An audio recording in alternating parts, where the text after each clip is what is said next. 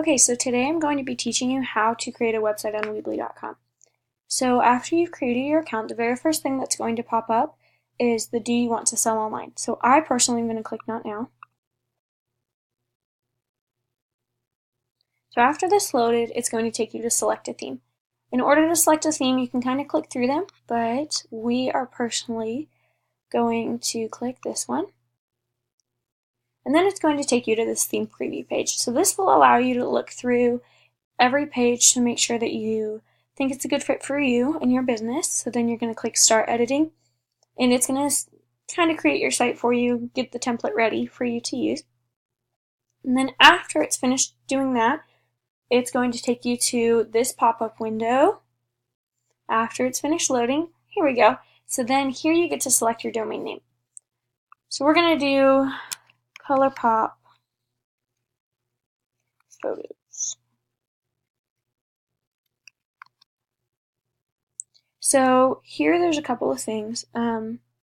There's a professional domain which costs money, but there's also a subdomain which just has .weebly.com attached to it, and that one has to be different from everyone else's. So ColorPop Photos is not available, so we're going to do ColorPop 1, and that one is available. So ColorPop Photos 1 is available, so we're going to click choose, and then it's going to say subdomain setup complete. So then we're going to click done. So here, now we can edit whatever we want. So we're going to stick mostly on the home page. Every page is kind of similar in how you do it. So let me just go through kind of this side and explain to you how what everything is. So this is title. This is your text located right here. That's the bigger text. That's kind of the more obvious text. So then there's smaller text. And this is like body text. So that's this right here. This is used throughout the page for emphasis and for talking about who you are and things like that. So image. So image is this one right here, but more specifically, it's this photo right here. So if you just wanted to upload an image, that is the tool that you would drag and drop to all the fruit in order to make it there. So gallery is the same. It's this. So this would be your gallery right here. So this is 4 different images all set up one at a time. And you can edit each image individually.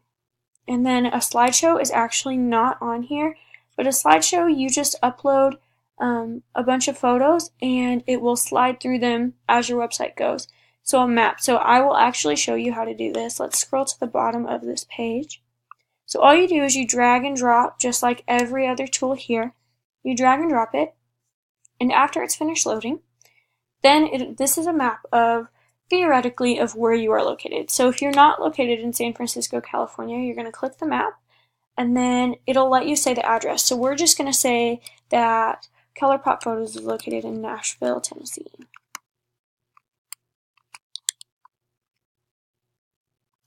Oops.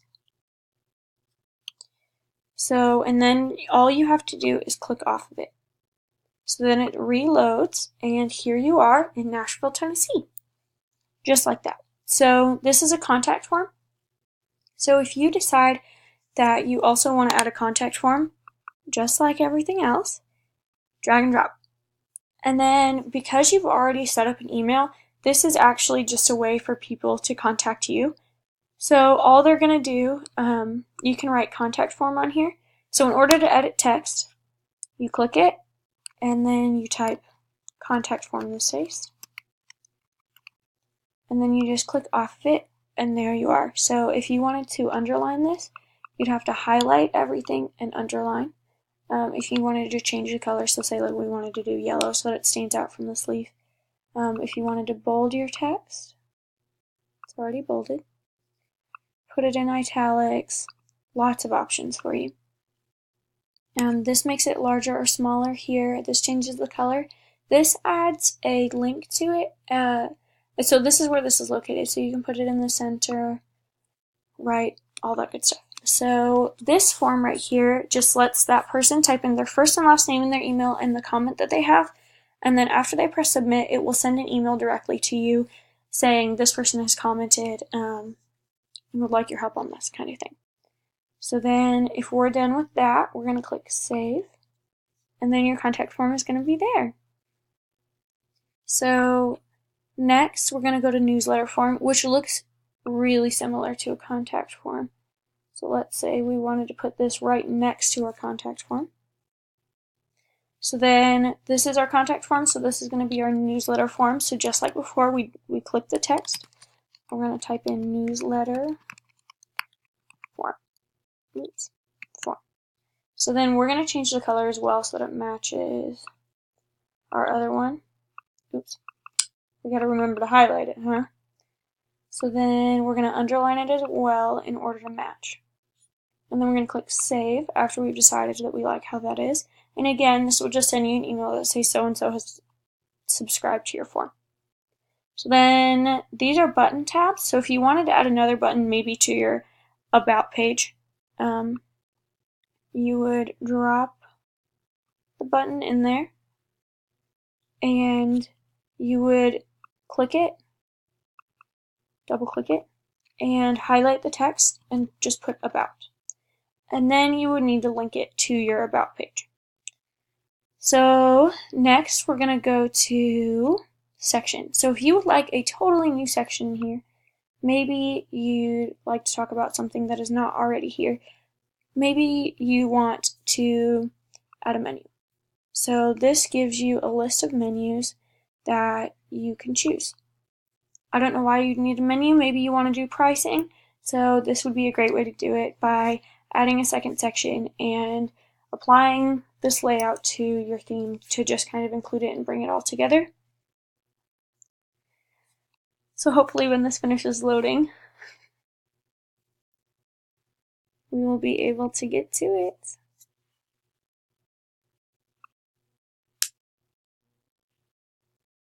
So while that's loading, so another thing is this divider tool. I know it's hard to see, but the divider tool allows you to divide things, and it creates a small gray line that allows it to be a little more obvious that you are using a divider tool and that this is a completely new section than before. So something else that you can do is the video. That you have to be on Pro for, and you also have to be on Pro for what's next to it, which is your audio.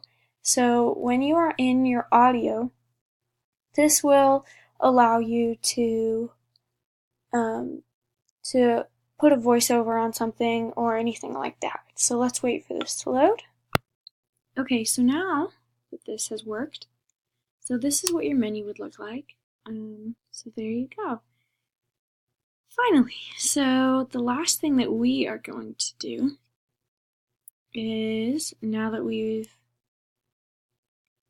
added a section, we are going to show you what a divider looks like. So since I talked about it, so let's see, there we go. So as everything else, drag and drop.